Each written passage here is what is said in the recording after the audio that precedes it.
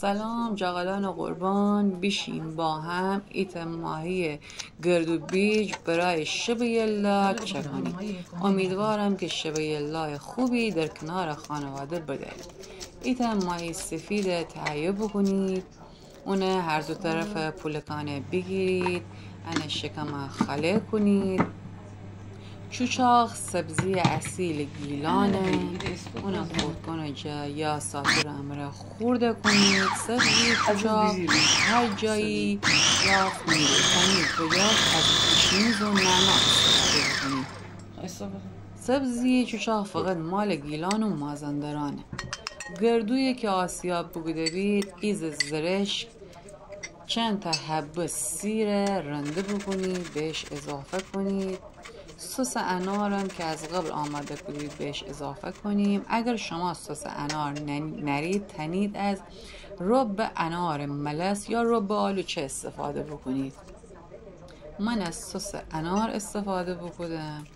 همه مواد نمک و فلفلم بزنید، بهش اضافه کنید. بعدا از ان مواد ماهی دل جدو کنید، پره کنید.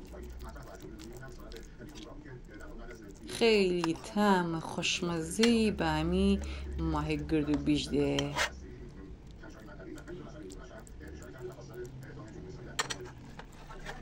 ماهی شکم تنید هم خلال دندان جه هم نخ جه بدوزید. اگه فر ندارید تنید خکارجه به مدت 1 ساعت بنید با شعله ملایم تا این ماهی گردوبیج آماده بود.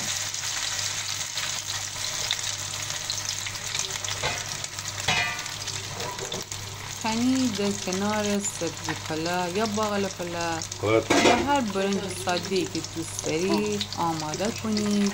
اما گردوبیج نوش جان بکنید. امیدوارم که ماهی گردوبیج چک کنید و از خوردنش در کنار خانواده لذت ببرید. شمره نوستن ننید که چی بوسو کنار انترسی رو از ترشی خیلی خوشمزه. نوش جان.